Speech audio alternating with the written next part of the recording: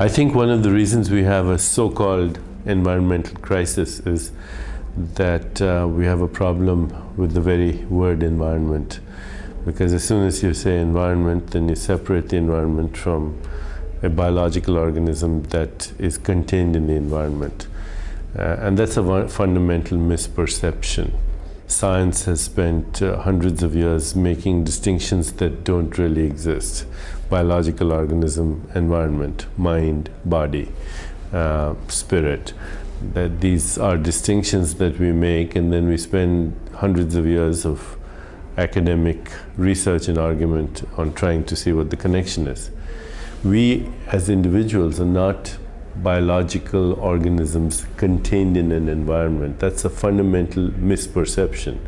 The biological organism, whether it's a sentient human being or a sentient mosquito or a sentient bacterium, is not separate from the environment.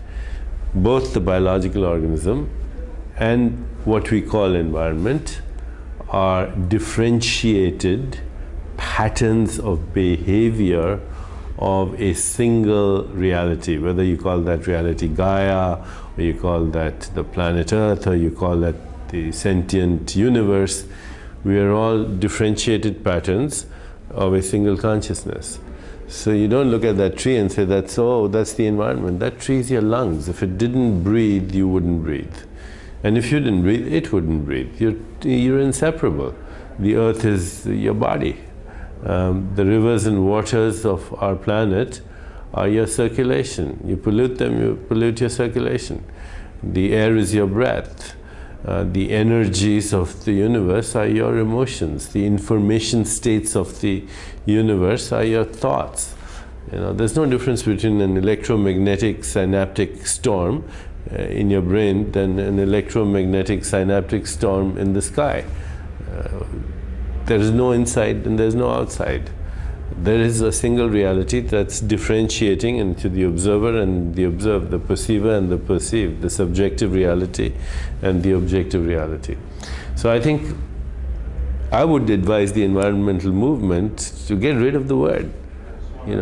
Look at the world as your extended body. You have a personal body, you have a universal body, and they're both equally yours. Because your survival as a conscious being is equally dependent on your personal body and your universal body. Start to think of the world as your universal body and start to have an intimate relationship with it. Start to have an emotional relationship with it. And then the environment, so-called, will respond because it's imbued with subjectivity. The crisis that we have right now is a crisis of perception, nothing else. It's the most fundamental crisis in the world, the crisis of perception, that you as a person think yourself as separate from what you call the environment. You're one. And unless you have that relationship of love with your personal body and your universal body, you're in trouble.